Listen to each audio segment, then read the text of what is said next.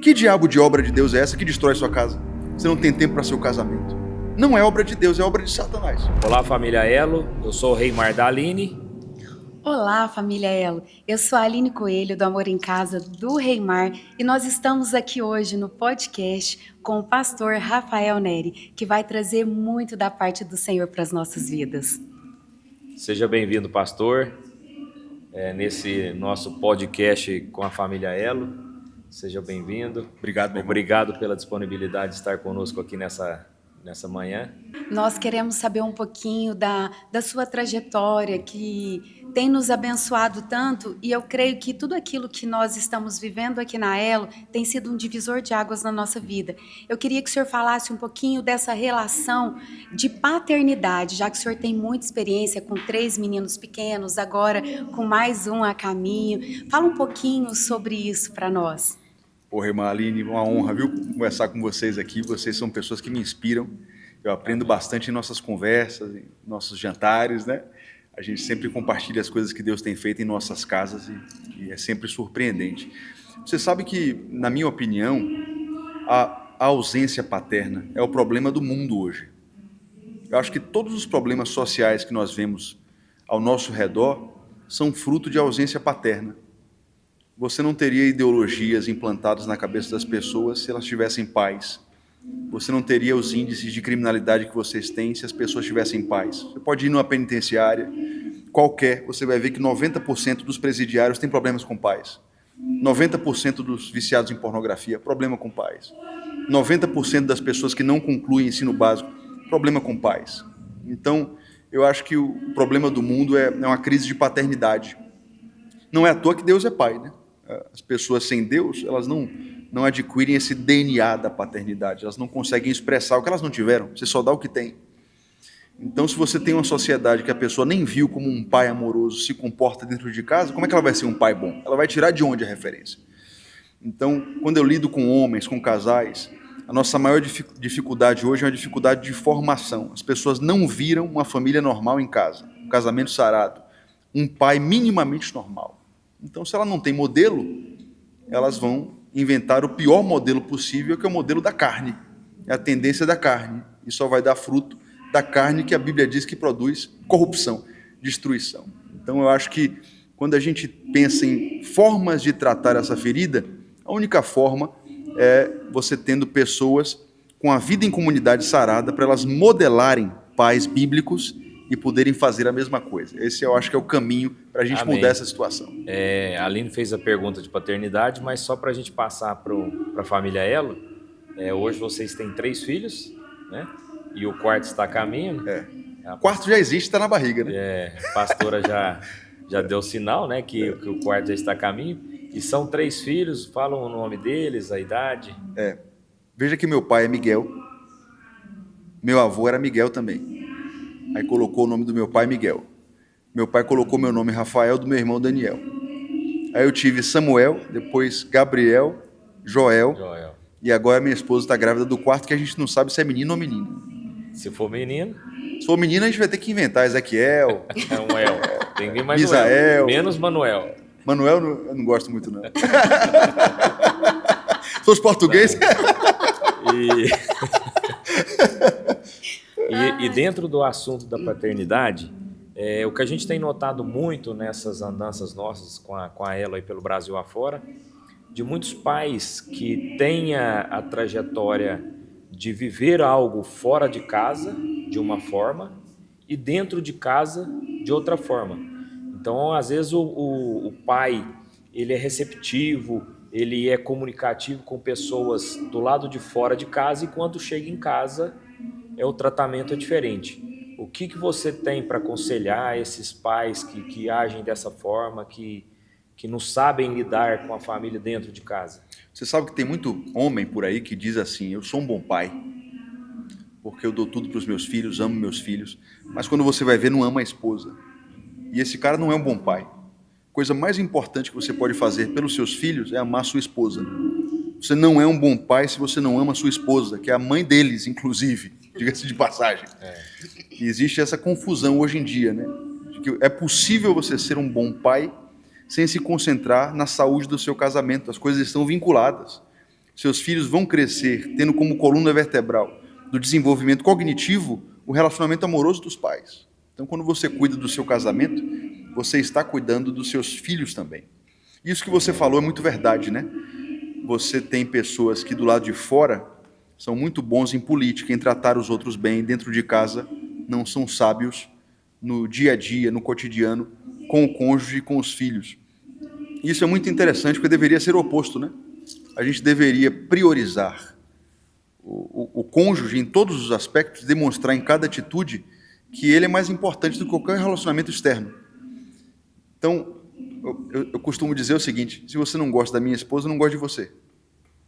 Porque se você não tem um bom relacionamento com ela, se você não está disposto a ter uma relação com ela, como é que eu vou ter um relacionamento com você?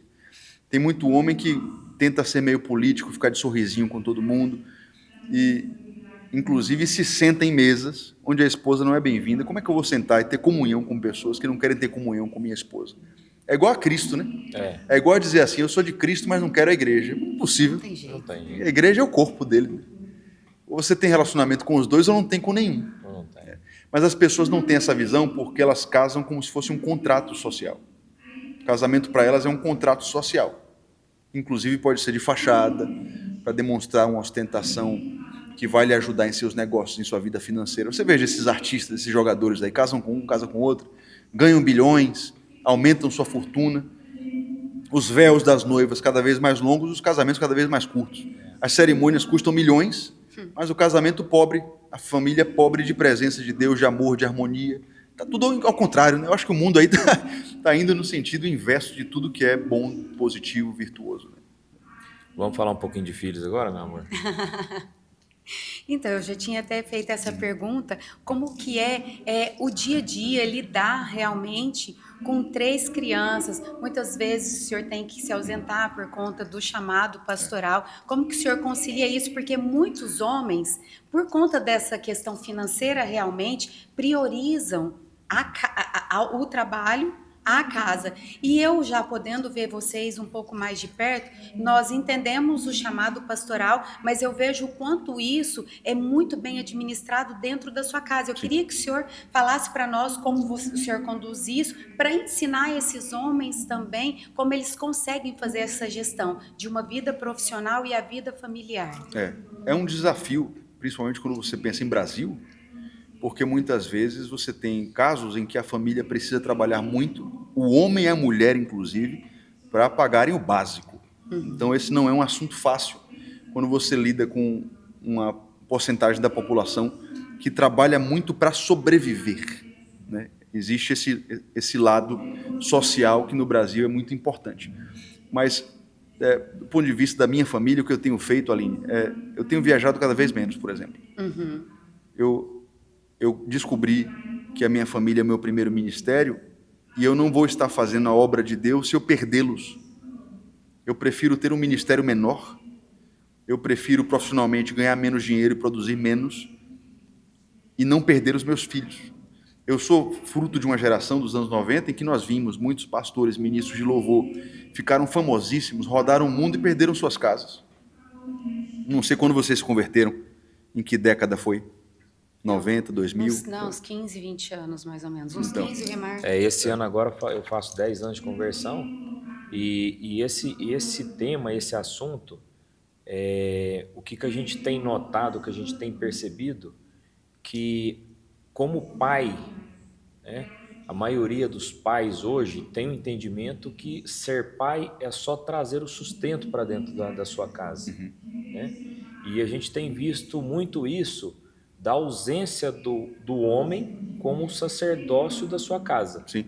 E muitas das vezes as mulheres têm tomado essa posição de sacerdote do lar, né, da casa. Tomado um lugar que não é dela, né? Uma posição que é uma posição que a própria palavra diz que o sacerdote da casa é o homem. Exato. Então a gente tem notado e visto cada vez mais que os homens...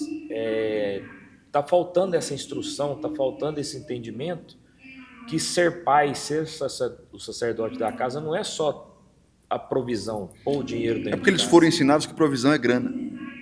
É um mundo materialista esse mundo em que nós vivemos hoje. Ele entende que se pagou as contas, se está tudo bem do ponto de vista financeiro, patrimonial, ele cumpriu sua missão. Mas os homens precisam aprender que provisão começa com a provisão espiritual, na verdade. Existe uma provisão espiritual, existe uma provisão afetiva, existe uma provisão financeira que é a última em termos de importância diante de Deus. Eles não aprenderam isso, inclusive dentro da igreja. Por isso que eu perguntei para vocês em que época vocês se converteram, porque eu vi essa mentira tomar conta de muitos lares cristãos, inclusive, desde a década de 90. Estou fazendo a obra de Deus. Estou muito ocupado fazendo a obra de Deus. Que diabo de obra de Deus é essa que destrói sua casa? Você não tem tempo para seu casamento. Não é obra de Deus, é obra de Satanás. A obra de Deus saudável não tira seu tempo de edificar seu casamento, de investir em sua esposa, na sua vida amorosa. Quantos casais cristãos não têm o dia do romance na semana? Pelo menos uma vez, uma noite na semana. Sair com sua esposa, se esquecerem da função paterna, materna, do gerenciamento do lar e cuidarem da relação amorosa. Isso é uma coisa carnal, a gente está concentrado em coisas mais importantes. Cara, isso é adoração. Eu aprendi isso, viu, Aline? Não sei se você concorda, mas quando eu estou cuidando da minha vida amorosa, cuidando dos meus filhos, sentado na mesa de almoço com os meus filhos, jogando bola com meu filho, é um tipo de culto. É adoração. Eu estou pregando para ele. É uma pregação aquilo ali.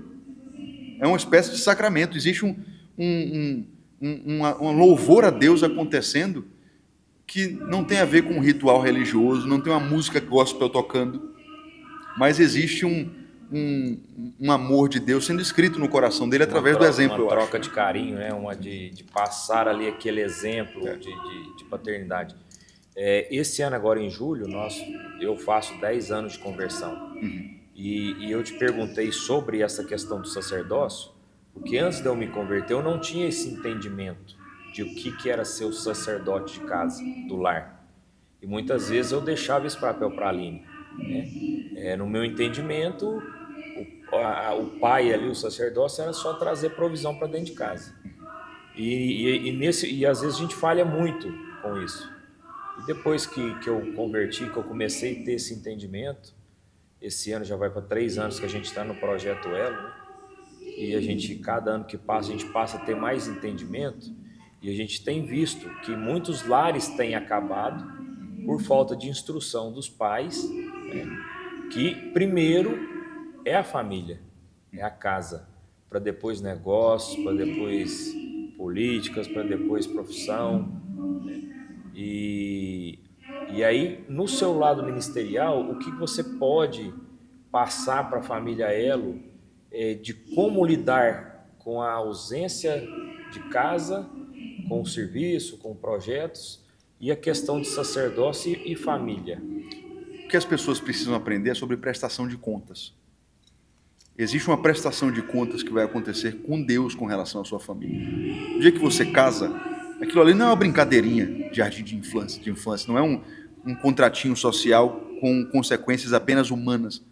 A Bíblia diz em Efésios capítulo 5 que assim como Cristo aperfeiçoou sua noiva e preparou a sua esposa para apresentá-la diante de Deus, o pai de família também vai prestar contas da família que ele recebeu do pai. Ora, a Bíblia diz que a esposa sábia é presente do Senhor. A Bíblia diz que os filhos são presentes do Senhor. Veja que é tudo pela graça. Você não merece, Reimar. Eu não mereço ser pai de 4. Eu olho para os meus filhos e eu digo, quem sou eu, meu Deus do céu? Para ter uma mulher linda dessa, cheia do Espírito Santo. Eu era um pé rapado, não tinha nada para dar, para oferecer. Foi pela graça. Eu vou prestar contas disso, eu sou mordomo. Quer dizer, aí você pega um cara que enriqueceu, fez milhões, um empreendedor de sucesso, famoso, cheio de status, construiu coisas que são um sucesso de acordo com os parâmetros do mundo, mas que vão ficar aqui, não vai levar nada disso para o caixão. Mas com relação à sua família, você vai prestar contas. Naquele dia o Senhor vai dizer assim, o que é que você fez com sua esposa? O que é que você fez com seus filhos? De que modo você se dedicou pela santificação deles? Vocês me impressionam nisso. Inclusive, a curiosidade que eu sempre tive, como é que começou esse envolvimento de vocês com a Elo, porque eu vejo que vocês conseguem ser um casal de empreendedores, com uma família muito forte, porque eu conheço dos bastidores, mas que tem tempo, encontram tempo para se envolver na obra de Deus como voluntários, né? Então, Amém. é até uma curiosidade que eu tenho, pessoal mesmo, porque tem que ser meio mágico para... Talvez, não sei se seu dia tem 36 horas, é um pouco maior do que o meu, não sei como é que a Aline consegue isso, né? Ser mãe, cuidar da casa e ter tempo para servir ao reino de Deus como voluntários, né? Como é que isso começou? Não... Queria saber, conta para mim. Desculpe tomar seu lugar como entrevistador, mas eu preciso que vocês digam isso, porque eu acho que vocês até são mais referência do que eu. Eu acho que vocês hoje construíram um momento da vida de vocês, diferente do meu, que tenho recém-nascido, bebê, que vocês hoje têm um pouco mais de liberdade para servir, né? Isso. A nossa história ela começa há quase 20 anos atrás, onde houve muito jejum, choro e oração para estar vivendo isso daqui. O Rei Mar não deixava eu ir na igreja, não deixava eu ler a Bíblia, e foram muitos anos nessa luta, e eu quero falar até com as mulheres que estão aqui, que pode ser que o marido não ocupou ainda o lugar de sacerdócio, mas ela precisa crer na palavra que a esposa santifica o marido. As orações da esposa, enquanto esse marido não conhece o Senhor, está sendo santificada pelo posicionamento dela. Então, servir sempre foi uma oração. E para estar vivendo isso aqui hoje, a gente teve que entender sobre prioridades. Muitas vezes a gente coloca várias coisas e se perde no meio de todas elas porque não entendemos que a nossa prioridade precisa ser o Senhor.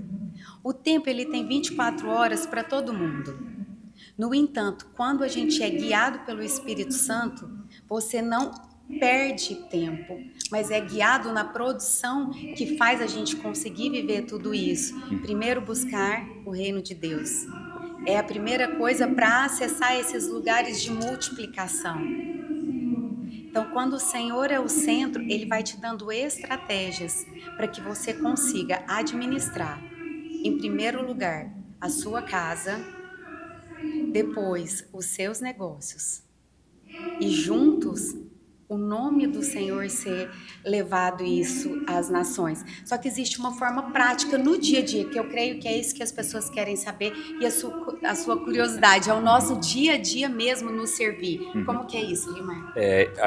Eu e a Aline, nós nos conhecemos muitos novos, né? Então, eu com 18 anos, a Aline com 15, e a gente veio daquela criação a gente vem de uma família mais humilde, né? Não era provida de riqueza, mas dentro daquela cultura de querer vencer na vida, né? Então, desde cedo, desde muito cedo nós trabalhamos. A Aline começou a trabalhar com 13 anos, né, amor? Com 13 anos. Eu comecei a trabalhar com 14, e por alguns anos, nós dois, a gente trabalhava, e no decorrer desses anos, existiu uma coisa dentro de mim. Eu sou filho de pais, sou o filho do meio, né? Nós somos 3 irmãos, e é aquele desejo de querer vencer, de querer crescer, de querer criar um patrimônio. E nós começamos nossa vida muito cedo, sem ter um entendimento cristão, né? A gente vem de uma família católica, e nesse período eu declarei muitas e muitas vezes que eu queria trabalhar para morrer até os 45 anos, mas que nos meus 45 anos eu tivesse uma condição financeira de não precisar trabalhar mais, de viver de renda, de viver daquilo que eu iria construir até esses 45 anos. Você tinha quantos anos quando essa meta surgiu? 45? Lá com os meus 18, 20 anos, quando nós casamos. Então nós casamos, eu casei com 21, né, Aline? Foi. 21, eu casei com 23, a Aline com 21. E aí nós namoramos por 5 anos. Então desde o início eu tinha essa mentalidade comigo de trabalhar para morrer. Inclusive eu quero até falar com a família Elo sobre o poder da palavra, porque eu declarei pela minha vida muitos anos que eu iria trabalhar para morrer até os meus 45 anos. E eu morri antes, pastor. Morri com 43 anos. Como assim? Tive um infarto, infartei, que hoje os médicos que me acompanham eles mesmos relatam que eu estar vivo hoje é um milagre. Eu tive um infarto aos meus 43 anos, eu estava com as 4 principais artérias do meu coração com 99% de obstrução. Nas 4 principais. E tive uma parada cardíaca, fiquei 2 minutos morto no hospital lá em Araguari, nós somos de Minas, de Araguari. E Deus me deu uma chance. Eu acredito que na hora que ele me viu chegando, falou: ó, sua esposa tá nova, seus meninos tá pequeno, vou te dar mais uma chance, mas não é do jeito que você vinha fazendo, né? E aí fiquei 2 minutos com o meu coração literalmente parado. Deus me deu uma nova chance, voltei, fiz um procedimento chamado angioplastia, coloquei 4 stents no coração para desobstruir essas 4 artérias. E aos meus 43 anos, eu me vi numa posição que eu trabalhava em média 16, 18 horas por dia, não tinha tempo para a Aline, não tinha tempo para meus filhos. Por muitos e muitos dias, para eles me verem, a Aline tinha que ir até no escritório com os meus filhos, ficavam sentados lá no chão do escritório brincando, e às vezes eu trabalhando até 10, 11 horas da noite. E aí com essa Deus tocou na minha saúde, e eu acho que foi a única forma dele tocar e eu ver que aquilo que eu vinha vivendo não era o que ele queria para mim. Uma forma de parar mesmo. Uma forma, porque era a única forma de eu ficar sem colocar o pé dentro da minha empresa, era ele mexendo com a minha saúde. Por você mesmo, você não pararia nunca, por né? Mim, eu não teria coragem ou condição de ficar, às vezes, 2, 3 dias sem entrar dentro da minha empresa. Que foi uma empresa que nasceu do zero, do nada, com muito esforço, muito trabalho, muita dedicação. Então, eu não teria essa coragem de estar na minha cidade e não estar na minha empresa. E quando eu tive esse problema de saúde, o médico me falou: agora você vai ficar 30 dias sem colocar o pé dentro da sua empresa. E eu me vi numa situação que eu nunca tinha passado por isso. Ali naquele momento, nesses 30 dias, que eu fui conhecer a minha casa. Eu não conhecia a minha casa. Tinha cômodos na nossa casa. Eu não conhecia a minha casa. Pisado. A gente morava em frente a um bosque, uma sala imensa, maravilhosa. Ele nunca tinha entrado na sala. Por isso das primeiras perguntas, de o que o homem tem que fazer para trazer a provisão para dentro da sua casa, mas ser presente, porque eu não era presente dentro da minha casa. Eu levava a provisão, mas eu não era presente com a minha esposa e com meus filhos. E quando Deus tocou na minha saúde, aí a chave virou. Então, aos 43 anos, eu resolvi dar um passo de fé e passar a viver na bondade de Deus, não com a força dos meus braços, mas com tudo aquilo que Ele tem preparado para a minha vida. Semana que vem eu faço 48 anos.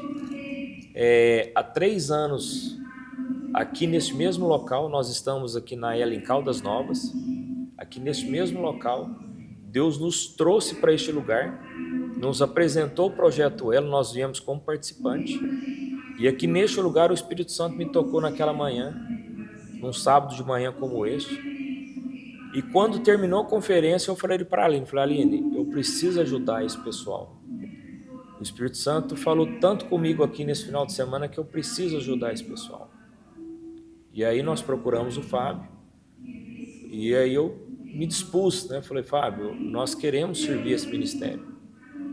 E agora nós completamos 3 anos que nós estamos nesse ministério, e Deus tem superabundado tanto na nossa vida que hoje nós conseguimos. A minha empresa continua em Minas, nossos filhos fazem faculdade hoje. A minha menina faz Direito na Mackenzie, meu menino faz Engenharia da Computação na Intel. São as melhores universidades de São Paulo.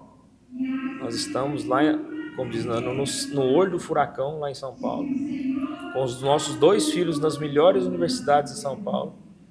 Recentemente mudamos para Balneário Camboriú para ficar mais próximo do projeto. Em condições normais, empresa em Minas, Filhos em São Paulo, Não tem e lógica morando você em tá lá. Santa Catarina, Não tem uma conexão que justifique, a não ser em, esse con- poder em de condições Deus. naturais, eu não saberia te explicar. Mas depois que nós decidimos viver nas dependências do Senhor, a nossa vida hoje é muito mais leve, fazendo parte do Projeto Elo, tendo uma empresa em Minas Gerais, os filhos em São Paulo e morando em Santa Catarina.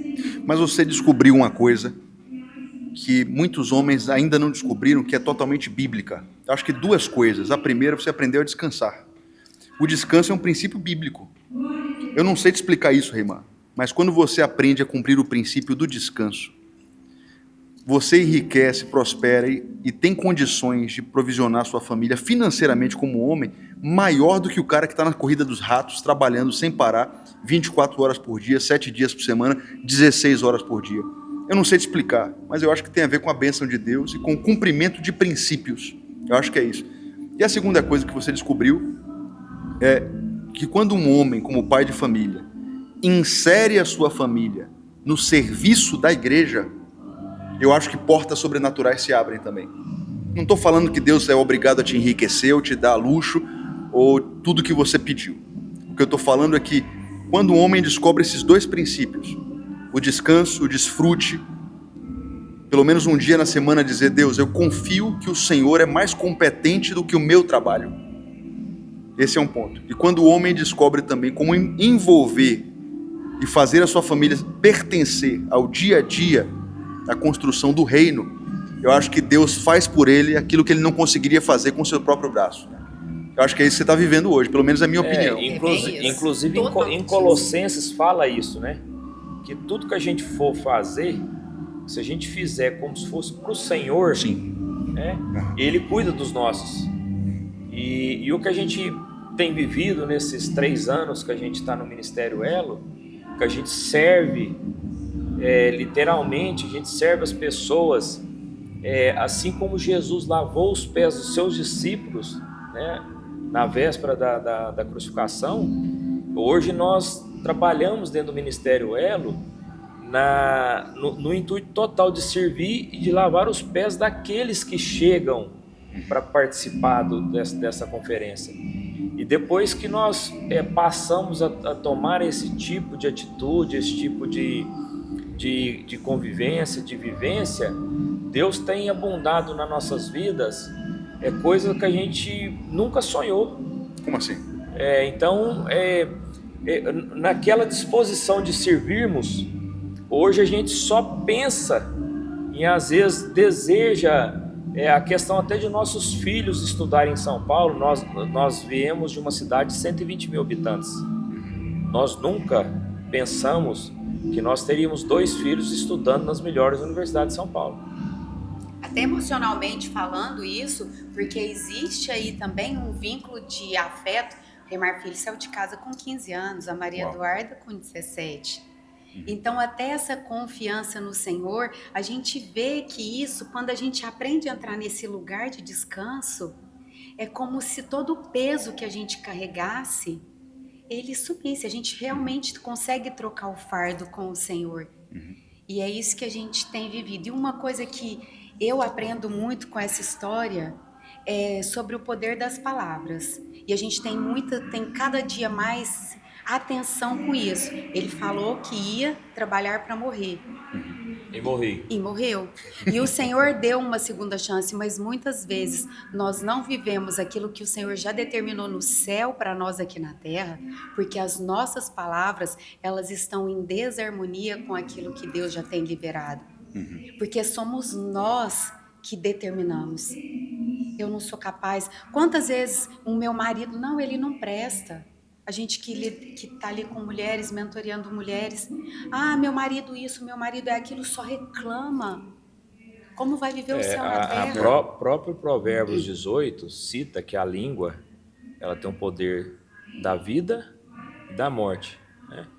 Então, muito daquilo que nós dizemos dentro da nossa própria casa, de às vezes chamar um filho de burro, ou chamar um filho de que não é capaz, que idiota, isso nós estamos profetizando sobre as vidas dos nossos filhos uma coisa que não é de Deus, Sim.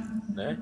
E Fora o poder da palavra na própria mente da pessoa, né? Porque a palavra é como uma pedra numa vidraça. Exatamente. Você jogou ali, não dá para É desdizer, né? uma flecha lançada.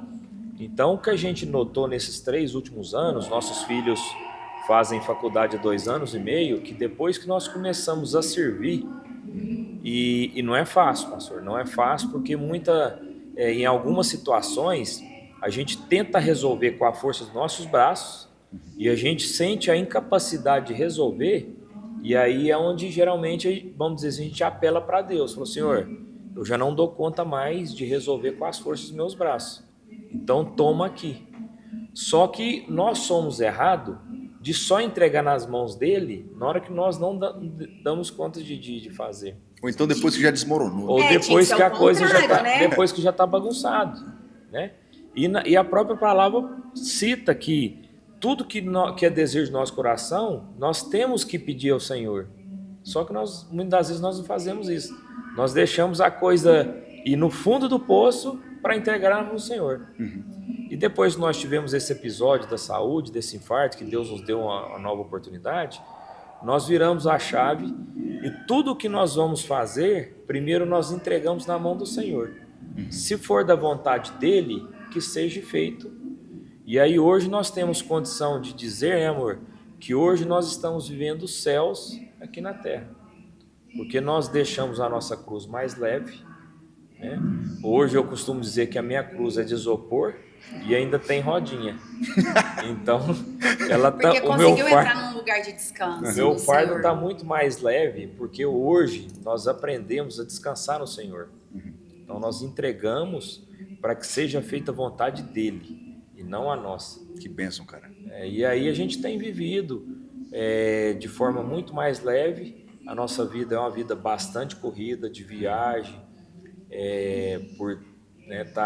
são 3 regiões distintas, Santa Catarina, São Paulo e Minas Gerais. Fora todo o projeto da Elo, mais viagem por o projeto Elo, que esse ano, em 2026, com a bênção do Senhor, nós vamos atingir as 5 regiões do Brasil, né? Mais Europa e mais América do Norte, com a Elo lá em Orlando. Então a gente tem notado que quando a gente coloca nas mãos do Senhor, o fardo fica mais leve. Que bênção, cara. Poxa, acho que todo casal tinha que aprender isso. O que eu acho que também fez tanta diferença em nós é buscar estar juntos. Esse buscar, colocar um ao lado do outro. Muitas vezes as mulheres não entendem o papel fundamental que elas têm no relacionamento e entendem a submissão de maneira totalmente errada. Porque quando ela entende que submissão é estar alinhado numa mesma missão. A nossa missão é manifestar Cristo. E por isso é necessário estar lado a lado. Isso sim é um relacionamento mais saudável que consegue viver o céu na terra, né, Reimar? Verdade, Aline. Como os nossos filhos, a gente começou muito cedo, né? Então, a Maria Eduarda está com 21 anos, o Reimar Filho está com 19 anos, é um pouco mais fácil. Diferente dos seus filhos que ainda têm uma idade que precisa de uma dedicação maior dos pais. Mas são fases, né? São Eu fases. vejo tantos casais separando nos primeiros anos de idade dos filhos, exatamente por causa dessa adaptação. Você tem um outro ser humano que, por um tempo, vai exigir uma dedicação quase exclusiva, né? Um recém-nascido, se você não der comida, não tiver com ele todo o tempo, ele morre. Mas são fases, né? Eu acho que se os casais tivessem um pouco mais de paciência para entender puerpério, né? Você tem o resguardo, você tem o parto, a gestação. São momentos que colocam a vida amorosa em alguns desafios, mas são transitórios, passageiros. E eu acho que aí entra a coisa da amizade que a Aline falou, né? Eu sinto tanta pena quando o casal não consegue viver como amigos. Eu acho que é impossível um casamento saudável. Você pode ter a melhor relação erótica amorosa do mundo, mas se você não tiver amizade, começa a se tornar um peso aquilo ali, né? Eu acho que essa cumplicidade que eu vejo em vocês dois é muito legal, cara. Eu gostaria de ver os casais tendo mais facilidade de construir isso.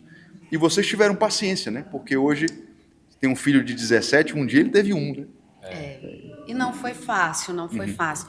Não adianta romantizar, né, Aline? Não adianta romantizar. Não foi fácil chegar até aqui. Esse período que a gente passou, o Remar trabalhando muito, muitas vezes eu tive a sensação de ser casado por conveniência. Eu imaginava que o sentimento era que ele não gostava de mim. E ele é tranquilo, eu tranquila, a gente era casado por conveniência. E era uma mentira de Satanás. Hoje eu entendo que é uma mentira de Satanás, mas eu ali nesse período, eu tive uma rede de apoio que me ajudou. Por que muitos casais se separam nessas fases de desafio? Não tem ajuda? Não tem ajuda. E quando ou às vezes não tem humildade para pedir ajuda. E quando chega na igreja, por exemplo, para pedir ajuda para o pastor, já desandou tudo. Sim. Então eu creio que é necessário. Com criança pequena, pastor, a gente está enfrentando essa dificuldade, o que a gente pode fazer? É verdade. Precisa de amadurecimento do casal. Verdade. E eles precisam ter a consciência que eles não são mais eu, Aline e o Remar. Não existe isso. Ainda mais quando tem um filho, porque um casal que se separa é uma descendência destruída. Verdade. E não importa a idade, porque nós temos vivenciado isso. Casais que separaram com crianças pequenas, hoje são adultos, totalmente destruídos emocionalmente. Sim. Mas nós também conhecemos casais que separam com 25 anos de casado, que têm filhos adultos. E os filhos hoje precisam ir para terapia, porque não conseguem nem se relacionar com o próprio marido por conta de um problema que teve com o pai e com a mãe. Sim. Então isso é muito grave. A gente precisa deixar de ser egoísta. É verdade. Eu não gosto mais do Remar. Que dia? Para começar. Amor não é sentimento, amor é decisão. As pessoas precisam, no meu pensamento, as pessoas precisam amadurecer. Verdade, Aline. Muito bom. Eu até costumo dizer para a Aline, pastor, que a falta de instrução, ela faz falta dentro do casamento. E o que a gente tem vivido na Elo, nesses últimos 3 anos, se a gente tivesse conhecido esse projeto, ou se esse projeto existisse há 20 anos atrás, nós vamos fazer 25 anos de casados, o nosso relacionamento, o nosso casamento teria sido muito mais fácil. Então, a gente vê que muito casal peca por falta de instrução, de falta de conhecimento. E o que a Elo tem proporcionado para esses casais, em todos esses lugares que a gente tem andado, é exatamente essa instrução que falta. Então, quando um Rafael Nery sobe no púlpito para falar de paternidade, para falar de hombridade, coisa que muitos homens hoje, por comodismo, estão deixando, às vezes, a situação mais cômoda e não toma a atitude que precisa ser tomada como pai, como sacerdócio. Então, hoje o que a gente tem notado na Elo, que a Elo tem levado instruções para todos esses locais, que se a gente tivesse recebido essas instruções lá no início do nosso casamento, seria muito mais fácil.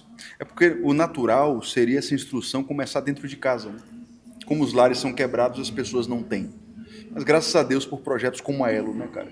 E eu acho que mais do que a Elo, que o próprio Fábio diz sempre que é um apoio às igrejas locais. Um casal que não teve referência precisa congregar de verdade. Ele precisa aprender sobre vida em comunidade de fato. Porque é numa comunidade local que você vai entrar na vida de casais que têm o que você não teve em casa. Que vão ser a referência que você não teve em casa.